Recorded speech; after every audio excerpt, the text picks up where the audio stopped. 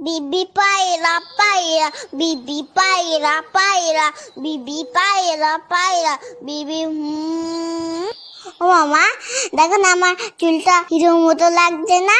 হ্যাঁ তো, তবে বাবান চুলটা আরেকটু কাটিয়ে নিয়ে আসি চল, তাহলে পারফেক্ট হিরো লাগবে।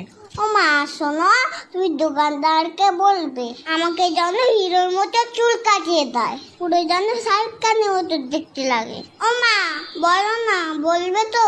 বলবে না তো? উফ, চুপ কেন করে রয়েছো, কথা কেন বলছো না? হ্যাঁ হ্যাঁ রে বাবা, দোকানদারকে বলবো তোকে শাহরুখ খানের মতনই চুল কাটিয়ে দেবে। ওকে।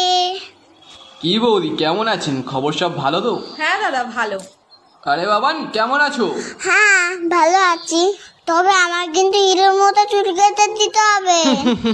তুমি পারবে তো? আগে বলো, নয়তো তোমার কাছে কাটবো না। সব রকম কাটতে পারি আমি, তুমি এখানে এসে বসো। আমাকে একটু উঁচু করে দাও, আমি তো মুখটাই দেখতে পাচ্ছি না। হ্যাঁ তাই তো, তুমি নামও, আমি উঁচু করে দিচ্ছি। দেখো আমার জন্য সব চুল কেটে দিও না। আহ বাবা নড়ো না, কান টান কেটে যাবে কিন্তু। ও দাদা, একেবারে মুড়ো করে কেটে দেবেন। হ্যাঁ হ্যাঁ, বুঝেছি বুঝেছি।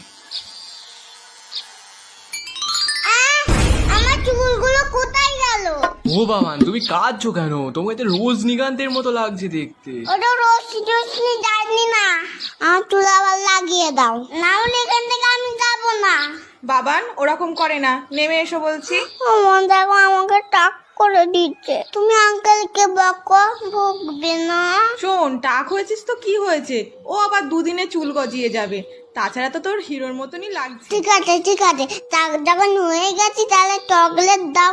এই তো বাবান, ভালো ছেলে, বাহ।